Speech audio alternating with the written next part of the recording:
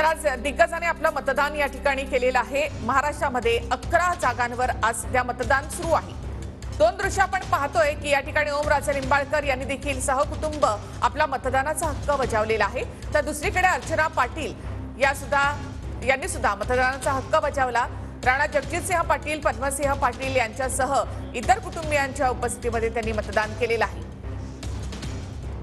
तर धाराशिवमध्ये पैसे आणि दारूच्या बाटल्या वाटण्याच्या प्रकरणामध्ये आता गुन्हा दाखल करण्यात आलेला आहे। अर्चना पाटील यांना मतदान करण्यासाठी पैसे वाटल्याचा आरोप विरोधकांकडून करण्यात आला आहे। औसामध्ये पैसे वाटल्याचा आरोप करण्यात आलेला आहे।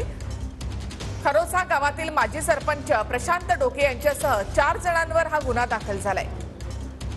तर ओमराजे निंबाळकर हे लातूरच्या पोलीस अधीक्षकांवर या प्रकरणामध्ये चांगलेच संतापल्याचं देखील पाहायला मिळालं। रात्रीच्या सुमारास या गाडीमधून दारूच्या बाटल्या त्याचबरोबर पैसे वाटले जात होते, असा आरोप ओमराजे निंबाळकर यांच्या कार्यकर्त्यांकडून करण्यात आला।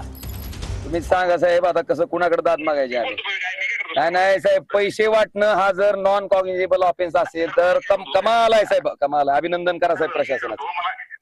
तिथून पुढच्या टप्प्यातल्या निवडणुकीत सगळ्या उमेदवाराला वाटायला लावा साहेब पैसे, कमाल आहे।